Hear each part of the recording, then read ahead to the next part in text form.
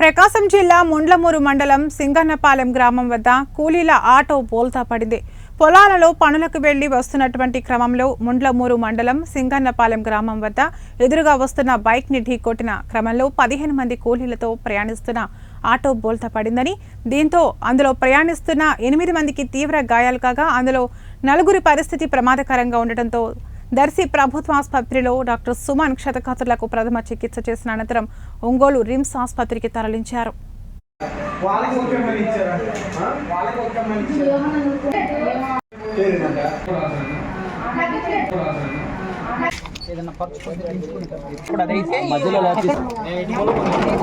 నమస్తే అండి, నేను Darsi government hospital medical superintendent మాట్లాడుతున్నాను. డాక్టర్ సుమన్.